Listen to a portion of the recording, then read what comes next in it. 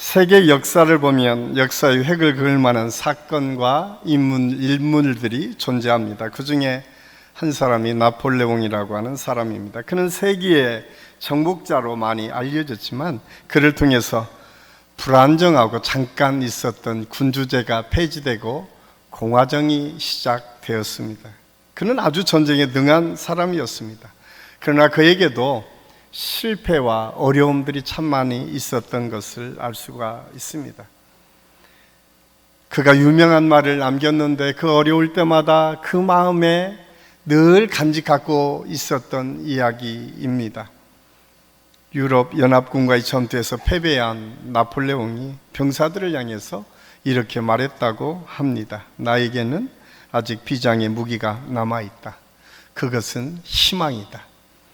나폴레옹이 세계를 정복할 수 있었던 것은 어쩌면 막강한 군사력과 칼, 힘이 있었기 때문에 정복한 것이 아니라 힘들고 어려운 난관과 역경이 있을 때마다 포기하지 않고 다시 희망을 갖고 도전하고 마침내 그 환경을 바꾸어가는 그런 능력의 사람이었기 때문에 가능했습니다. 우리가 하나님의 은혜를 통해서 살아가는 믿음의 사람들이 가져야 될 믿음의 태도가 바로 그것입니다. 오늘 우리는 앞으로 우리 한신교회를 이끌어갈 믿음의 리더들을 세워가는 장로 투표를 하게 됩니다. 어떤 분들을 뽑아서 우리가 함께 그 은혜를 나눠야 될 건가? 제가 오늘 8분 몇 면을 보니까 다 뽑히셔야 될 것 같아요. 제 마음으로는 그냥 8명 다 찍고 다 될 수 있도록 했으면 좋겠다라고 하는 마음이 있습니다. 이따가 보면 아시겠지만 분위기가 너무 좋고 또 서로가 서로를 이해하는 마음이 있어서 너무 감사합니다. 아마 올해 또 내년에 이 8분은 다 될 거라 생각을 하고 저는 기도를 하고 있습니다. 그럼에도 불구하고 우리가 법적으로 5명만 뽑도록 되어 있기 때문에 5명이 넘게 되면 무효표가 됩니다. 여러분 꼭 기억하시고 꼭 5명을 뽑을 수 있도록 협력해 주시기를 바랍니다. 저는 이번 장로 투표를 통해서 우리가 어떤 믿음을 가지고 신앙생활을 해야 될까? 사실 오늘 말씀을 미래를 준비하는 믿음이라고 하는 제목으로 은혜를 나누게 될 텐데 도대체 미래를 준비하는 믿음은 어떤 믿음이었을까? 오늘 말씀에 등장하는 예레미야라고 하는 위대한 믿음의 사람이 미래를 어떻게 준비하고 어떻게 희망을 만들어 가야 될지를 우리에게 가르쳐 주고 있습니다. 오늘 말씀의 배경은 이스라엘에게는 도대체 희망이라고 하는 것은 찾아볼 수 없었던 아주 어려울 때가 오늘 본문의 배경입니다. 주전 587년 유다가 바벨론에 의해서 바로 멸망하기 직전입니다. 지금 바벨론의 모든 군대들이 예루살렘을 몇 겹으로 싸고 돌면서 이제 시드기야 왕이 무릎 꿇지 않으면 공격하겠다고 엄포를 놓고 있던 그때에 호련히 하나님의 말씀을 들었던 예레미야는 이스라엘 백성들이 너희들이 회개하지 않고 너희들이 돌이키지 않음으로 인해서 이스라엘이 멸망하게 됐다, 망하게 되었다라고 하는 하나님의 말씀을 선포하게 됩니다. 이 말을 들었던 시드기야 왕이 그를 잡아다가 시위대 감옥에 가둬놉니다. 지금 이 상황의 전체적인 흐름은 시위대 감옥에 갇혀 있었던 예레미야가 한 행동을 통해서 하나님께서 이스라엘 백성들을 향해서 어떤 말씀을 하려고 하는지를 함께 생각하고 은혜를 나누려고 합니다. 시대 안에 갇혀 있던 예레미야에게 그의 숙부 하나멜의 아들 찾아와서 밭을 사라고 이야기를 합니다. 당시에 전답은 아무에게나 팔 수 있었던 것이 아니라 법적으로 친지에게 가까운 사람에게 팔 수밖에 없도록 만들었기 때문에 그 밭을 살 수 있는 사람이 예레미야였습니다. 그런데 지금 상황이 어떻습니까? 감옥에 갇혀 있고 지금 나라는 풍전등화가처럼 희망을 좀처럼 찾아볼 수 없었던 그때에 밭을 사라고 하면 누가 그 밭을 살 수 있겠습니까? 그런데 놀랍게도 예레미야는 밭을 삽니다. 그것도 비싼 값을 치르면서 밭을 사게 됩니다. 그 이유가 무엇일까? 저는 오늘 장로 투표에 나서는 우리 후보자들과 또 장로 투표를 해야 될 우리 모든 믿음의 사람들이 가져야 될 믿음의 태도가 무엇인지를 배우려고 하는데, 첫 번째 오늘 예레미야는 삶의 기준이 하나님의 말씀에 두었다라고 하는 사실을 오늘 말씀을 통해서 우리가 깨닫게 됩니다. 예레미야는 사람의 말이 아닌 하나님의 말씀을 기준으로 삼았습니다. 일반적으로 나라가 어렵다든지 전쟁 중이라든지 경기가 좋지 않을 때 가장 먼저 일어나는 게 뭡니까? 풍문이죠. 소문이죠. 유언비어입니다. 얼마나 많은 사람들이 그런 이야기를 퍼뜨리겠습니까? 이제 얼마 지나지 않으면 우리에게 희망이 없어, 망하게 돼 있어, 이런 때 뭔가를 하면 안 돼 하고 주저앉아 있도록 하는 여러 가지 이야기들이 많이 돌아다닐 때, 우리가 어려움을 겪을 때, 위기에 있을 때마다 나타나는 사회적 현상 중에 하나입니다. 근원을 알 수 없는 유언비어들이 많아질 때에 여러분은 어떻게 하십니까? 아마도 오늘 본문이 기록된 그 상황, 이스라엘 백성들에게도 동일하게 그런 유언비들이 많이 있었을 것입니다. 그러나 예레미야는 그 많은 유언비어와 여러 사람의 이야기에 그 마음을 빼앗기지 않았습니다. 오늘 6절 말씀에 보니까 예레미야가 이르되 여호와의 말씀이 내게 임하였느니라 이르기를, 그는 하나님의 말씀에 집중했습니다. 그는 그 많은 유언비어와 그를 어렵게 하는 풍문 속에 자기의 마음을 빼앗긴 것이 아니라 하나님의 말씀에 집중했습니다. 그래서 7절 말씀에 보면 보라, 내 숙부 살룸의 아들 하나멜이 내게 와서 말하기를 너는 아나돗에 있는 내 밭을 사라, 이 기업을 물을 권리가 내게 있느니라 하리라 하시더니, 하나님의 음성에 하나멜이 와서 밭을 사라고 하면 그 밭을 사라고 하나님께서 명령하셨다는 것입니다. 예레미야는 사람의 말, 그 시대에 흘러다니는 풍문의 마음을 빼앗긴 것이 아니라 하나님의 말씀을 듣고 그 말씀대로 순종하고 있음을 알 수가 있습니다. 그 결정을 했을 때 얼마나 많은 사람들이 예레미야를 비웃었겠습니까? 가장 가까운 가족들이 그 밭을 사서 뭐 하려고 합니까? 라고 핀잔을 주지 않았겠습니까? 주위에서 예레미야를 향해서 때로는 미쳤다고 하는 사람들도 있었을 것입니다. 그러나 예레미야는 사람들의 말에 귀를 기울인 것이 아니라 하나님의 말씀에 귀를 기울였습니다. 저는 우리 한식의 모든 성도들이, 여러분 위기가 있을 때, 어려움이 닥칠 때에, 여러분의 상황에 여러 가지 문제들을 만날 때 여러분은 어떤 선택을 하시겠습니까? 오늘 예레미야처럼 세상의 풍문이나 사람의 말에 의해서 여러분 생각이 옮겨지는 것이 아니라 하나님의 말씀에 집중하는 은혜가 있을 수 있기를 간절히 소원합니다. 우리는 마땅히 들어야 될 소리보다는 우리를 미혹하고 유혹하는 소리에 얼마나 달콤하게 넘어갈 때가 많은지 모릅니다.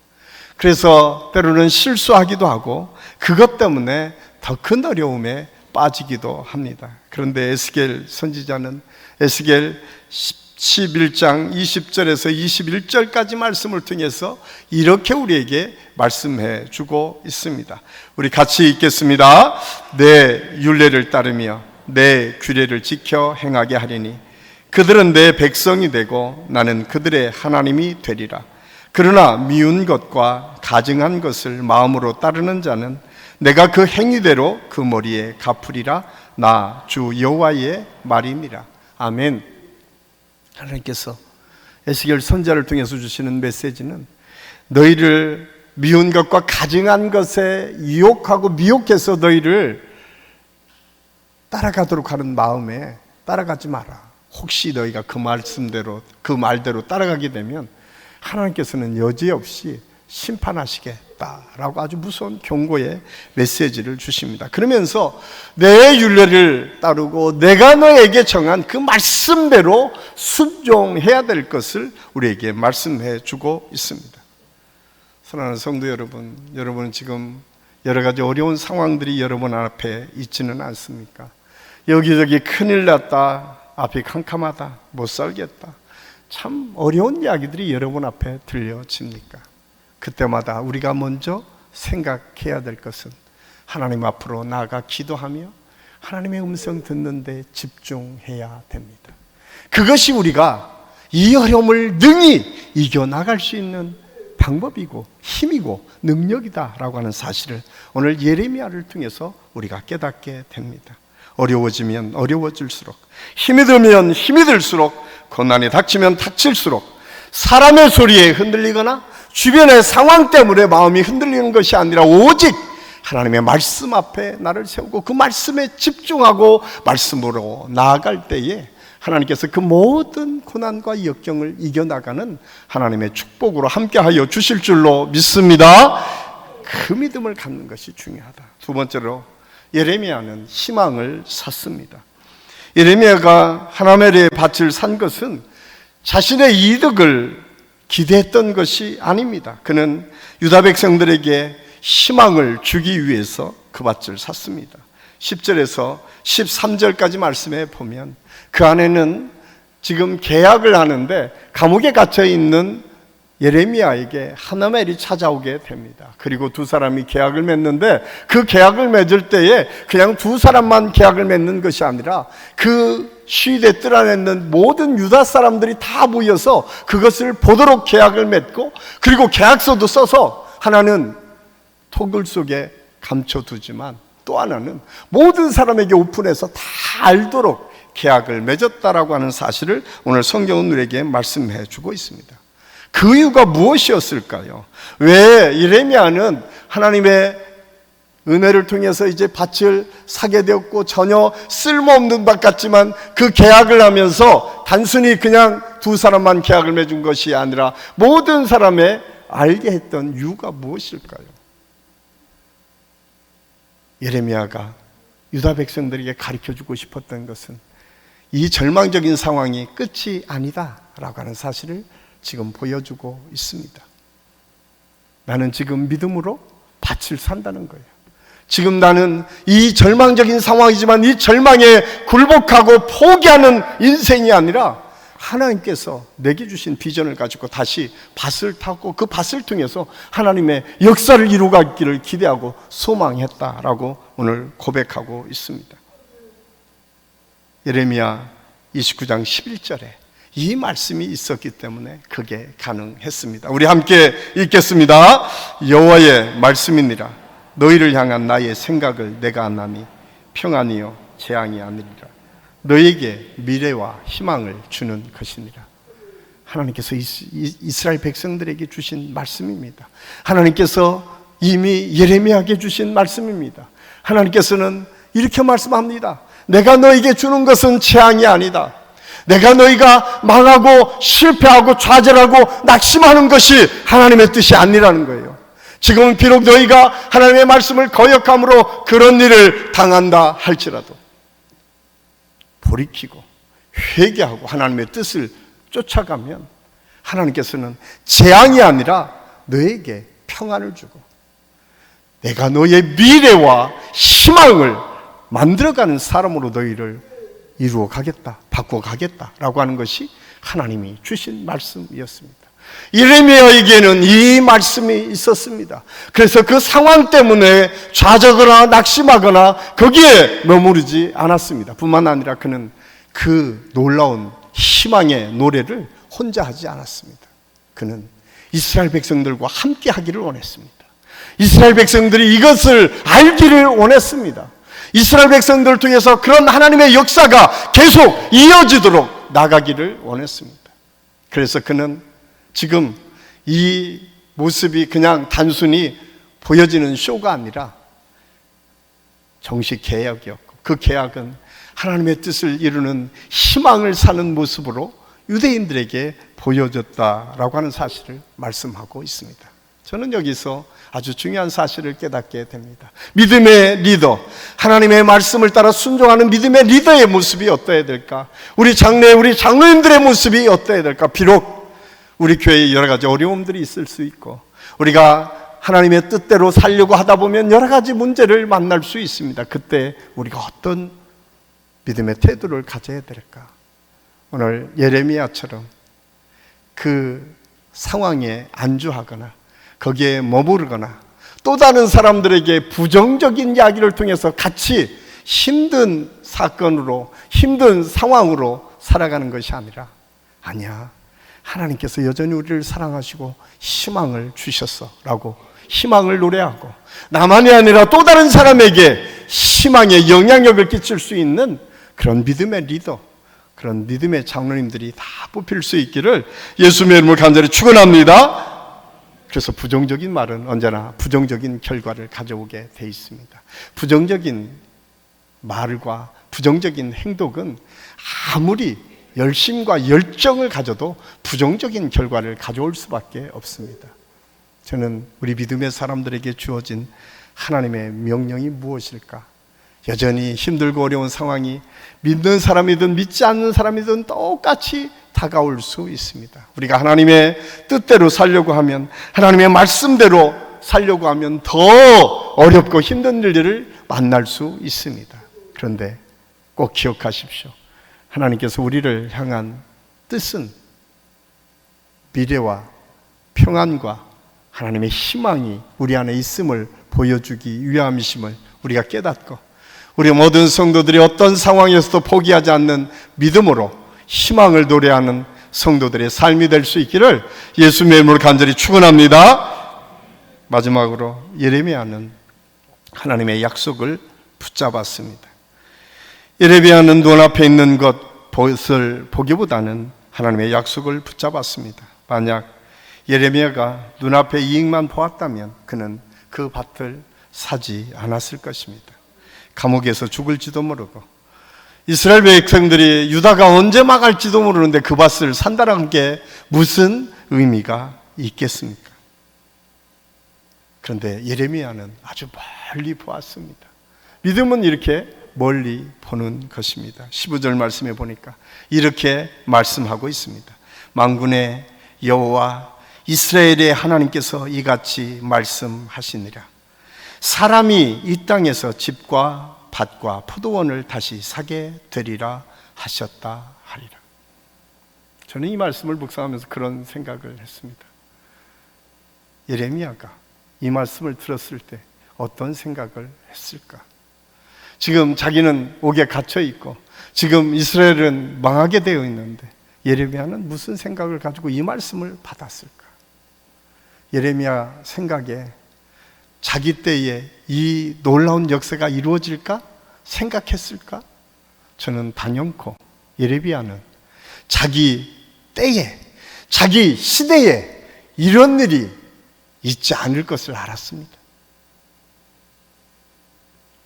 어떻게 예레미야가 자기 생각이 있고 하나님의 말씀을 깨달았다면 이 순간 이런 일이 있을까? 라고 상상할 수 없었을 것입니다. 그럼에도 불구하고 예레미야는 그 밭을 삼습니다. 이것이 믿음입니다. 여러분, 내 때에, 내가 할 수 있을 때에, 내가 하는 것대로 다 이루어지는 것, 그것이 믿음이 아닙니다. 하나님의 말씀은 변하지 않습니다. 하나님의 뜻은 절대로 하나님의 뜻대로 반드시 이루어집니다. 그것을 예레미야는 알았습니다.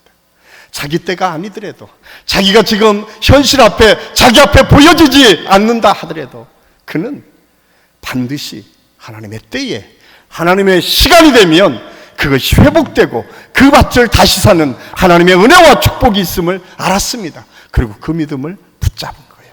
그것이 약속의 말씀을 붙잡는 거예요. 지금 내 때에 내가 생각하는 대로 모든 것이 이루어졌기 때문이 아니라 지금 내 때에는 이것이 이루어질지도 모르겠고 언제 이것이 이루어질지 모르지만 하나님의 말씀은 1.1획도 변함없이 이루어진다는 사실 앞에 본인이 그런 믿음으로 결단했습니다. 이것이 믿음입니다. 오늘 한국교회에 이 믿음이 회복되어야 됩니다. 많은 사람들이 자기가 생각하는 대로, 자기가 원하는 대로, 자기가 보여지는 대로가 믿음이라고 착각합니다. 아닙니다. 하나님의 역사는 여전히 하나님의 뜻 가운데에, 하나님의 역사 가운데, 하나님의 때에 반드시 이루어집니다. 이 사실을 예레미야는 믿음으로 받았습니다. 그리고 그것을 통해서 밭을 싸게 됩니다. 누가 뭐라고 하든 하나님의 살아계심이 예레미야를 통해서 증거되고 있음을 알 수가 있습니다. 우리는 간혹 신앙생활을 하면서 또는 이 세상을 살아가면서 때로는 그런 유혹을 받습니다. 아이고, 이거 내가 조금만 눈 감고 거짓말을 하면, 내가 조금만 그냥 탈세하고, 내가 조금만 눈 감고 내가 생각하는 대로 하면 적당히 넘어가고 뭔가 이윤을 남길 수 있다고 하는 유혹을 매일매일 받을 수 있습니다. 그런데 그렇지 않습니다. 우리의 미래는 그렇게 간단하지 않습니다. 하나님은 살아계십니다. 지금도 우리의 모든 것을 살피시고 우리와 함께 하시고, 우리가 정말 하나님의 뜻 가운데에 정직하고 바르게 살기를 원하십니다. 예레미야는 그 믿음으로 지금 이 밭을 산 것입니다. 그런 속이고 약간의 세상적인 방법이 잠깐 성공한 것처럼 보일 수는 있지만 영원하지는 않습니다. 그래서 사도 바울은 디모데전서 6장 17절에서 19절까지 말씀을 통해서 이렇게 우리에게 말씀합니다. 우리 같이 읽겠습니다. 내가 이 세대의 부한 자들을 명하여 마음을 높이지 말고 정함이 없는 재물에 소망을 두지 말고 오직 우리에게 모든 것을 후히 주사 누리게 하시는 하나님께 두며 선한 일을 행하고 선한 사업에 부하고 나눠주기를 좋아하며 동정하는 자가 되게 하라. 이것이 장래에 자기를 위하여 좋은 터를 쌓아 참된 생명을 취하는 것이니라. 아멘. 참된 생명을 세워가기 위해서 필요한 것은 나누는 거라는 거예요. 하나님의 말씀대로 순종하며 나가는 것이라는 거예요. 지금 너희가 잠깐 보이는 것 때문에 그 물질, 매일매일 변화되는 그 세상의 변화 앞에 그 물질의 마음을 두게 되면 얼마 지나지 않아 다 헛되고 헛되다라고 고백할 수밖에 없다라고 오늘 성경은 우리에게 말씀해 주고 있습니다. 저는 오늘 한식의 모든 성도들이 예레미야의 이 믿음을 본받기를 간절히 소원합니다. 그러면서 제가 언젠가 한번 여러분에게 소개한 것 같은데, 영국의 유명한 화가 조지 프레드릭 와츠라고 하는 사람이 그린 그림이 있습니다. 지구 위에 한 여인이 다 하프근이 끊어졌는데 한 줄 남은 하프를 연주하는 그림입니다. 여러분, 이 그림의 제목이 무엇입니까? 희망입니다. 여러분, 그 상황, 다 끊어진 하프줄을 보면 희망이란 별명이 붙어 있겠습니까? 오늘 와츠는 그 끊어진 하프줄을 바라보지 않습니다. 그 많은 하프줄이 다 끊어져 버렸어요. 지구에 혼자 남은 것처럼 외롭게 연주하는 그 연주가, 그런데 와츠는 왜 이 그림의 제목을 희망이라고 정했을까요? 그는 끊어진 하프줄에 집중하지 않습니다. 하나 남아있는 그 하프줄에 집중합니다. 이것이 소망입니다. 이것이 하나님의 약속을 붙잡는 것입니다. 여러분의 상황이 지금 다 끊어진 것 같은 삶이, 더 이상 아무것도 기대할 수 없는 것 같은 삶이 우리 앞에 놓여 있습니까? 여러분 앞에 놓여 있습니까?